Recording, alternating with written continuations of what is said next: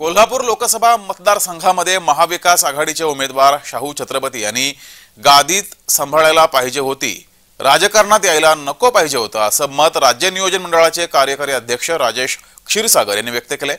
त्यांच्याशी बातचीत केली आहे आमचे प्रतिनिधी अमरसिंह पाटील यांनी। पाहूयात। कोल्हापूर लोकसभेचे उमेदवार छत्रपती शाहू महाराज हे सध्या आता प्रचारामध्ये वेग नाही, त्याचबरोबर सगळ्यांच्या महायुतीचाही प्रचाराचा वेग वाढलेला आहे।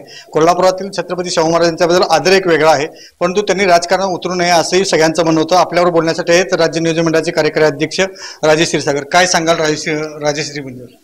नाही, एक लक्षात घ्या, आज गादीचा मान राखा म्हणण्याची वेळ काय यावी? यापूर्वी गादीचा मान कोणी राखलाय? यापूर्वी संभाजीराजेंना शिवसेना भाजप एनडीएनं राज्यसभेवर खासदार म्हणून घेतलं।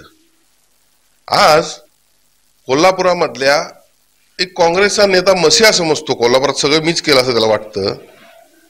या नेत्यानं स्वतःच्या गळ्यातली उमेदवारीची माळ दुसऱ्याच्या गळ्यात टाकायची या हेतूनं महाराजांना उमेदवारी दिली आणि खऱ्या अर्थानं आज उमेदवारी दिली, निवडणूक लागली, आरोप प्रत्यारोप होत आहेत।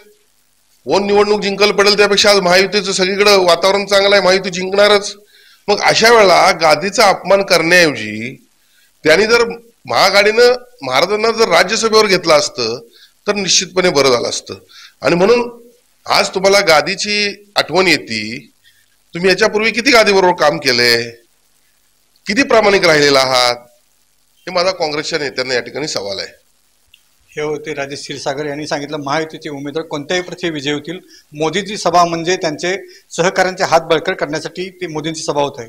अमरसिंह पाटील, जय महाराष्ट्र, कोल्हापूर।